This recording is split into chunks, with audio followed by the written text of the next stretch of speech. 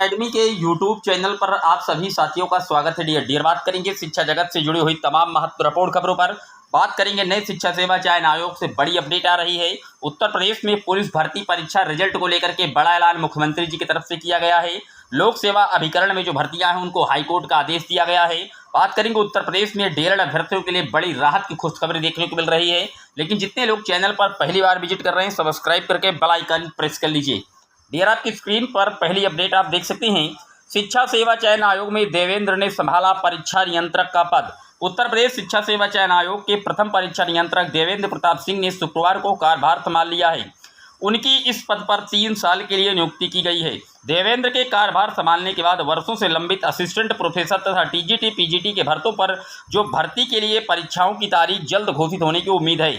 प्राथमिक विद्यालयों से लेकर के उच्च शिक्षण संस्थानों में शिक्षकों की भर्ती अब आयोग करेगा। आयोग के गठन के बाद अध्यक्ष सदस्य सचिव समेत अन्य पदों पर नियुक्तियां कर दी गई हैं, लेकिन परीक्षा नियंत्रक का पद अभी तक खाली चल रहा था। तो आपको बता दें, देवेंद्र प्रताप जी उत्तर प्रदेश राष्ट्रीय टंडन मुक्त विश्वविद्यालय के थे और कहीं ना कहीं अब इनको शिक्षा सेवा चयन आयोग में परीक्षा नियंत्रक बनाया गया है। और 23 सितंबर को जो इनकी सूचना है वो इस संबंध में आदेश जारी किया जा चुका था, लेकिन आज आप देख रहे हैं अक्टूबर में 4 अक्टूबर को इनको नियुक्ति पत्र मिला है और ये आयोग के कहीं ना कहीं परीक्षा नियंत्रक बनाए गए हैं। अब जो परीक्षाएं पेंडिंग हैं इस आयोग के माध्यम से शिक्षा विभाग की, वो सबसे पहले होंगी टीजीटी पीजीटी असिस्टेंट प्रोफेसर की परीक्षाओं का एग्जाम की जो डेट है वो अनाउंस की जाएगी। और उसके बाद उत्तर प्रदेश में प्राथमिक स्तर के लिए यूपीटीटी का आयोजन की डेट भी इन्हीं के द्वारा अनाउंस की जाएगी, क्योंकि परीक्षा नियंत्रक आ गए हैं। अब जो भर्तियां होंगी आयोग की वो तेज गति से स्टार्ट हो जाएंगी। डियर बात कर लेते हैं अगली अपडेट की। अगली अपडेट आप देख सकते हैं, डीएलएड अभ्यर्थियों के लिए एक बड़ी राहत की खुशखबरी ये है कि जहां पर डीएलएड पूरी तरीके से धड़ाम होता जा रहा था, जब बीएड प्राथमिक के लिए वैलिड हुआ करता था 1 to 5 के लिए, लेकिन जब माननीय सुप्रीम कोर्ट में 11 अगस्त 2023 को जजमेंट दिया गया और प्राथमिक लेवल से बीएड को पूरी तरीके से अपात्र कर दिया गया था, तो उसके बाद डीएलएड की जो सांसें हैं वो फिर से चलने लगी। और इन्हीं सब के बीच में इस बार आप देख सकते हैं कि डीएलएड की मान्यता के लिए आए हैं 105 आवेदन। 105 स्कूलों में और जो डीएलएड की सीटें हैं वो आवंटित की जाएंगी। यहाँ पर लिखा है diploma in elementary education D El Ed की मान्यता के लिए 105 विद्यालयों ने आवेदन किया है। परीक्षा नियामक प्राधिकारी के सचिव ने विद्यालयों के मानकों की जांच करके फाइल शासन को भेज दी है। शासन से स्वीकृत के बाद इन विद्यालयों में डीएलएड की पढ़ाई शुरू हो जाएगी। 2 वर्षीय डीएलएड की पढ़ाई 67 जिला प्रशिक्षण संस्थान डाइट में होती है और इसके अलावा करीब 2900 निजी प्रशिक्षण केंद्र हैं। सभी केंद्रों पर 2,28,000 सीटें हैं।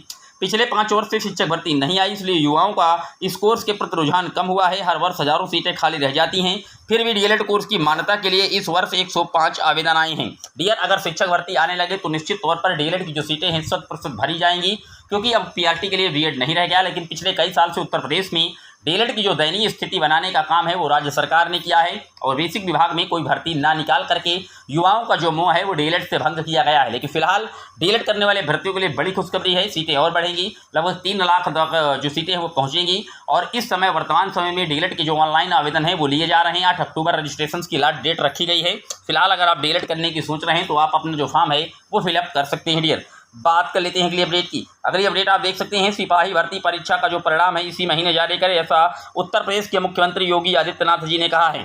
मुख्यमंत्री योगी आदित्यनाथ ने निर्देश दिए हैं कि सिपाही भर्ती परीक्षा का जो परिणाम है अक्टूबर के अंत तक जारी किया जाए। रिक्त पदों पर भर्ती प्रक्रिया तेजी से बढ़ाएं, परीक्षाओं की शुचिता हर हाल में सुनिश्चित हो।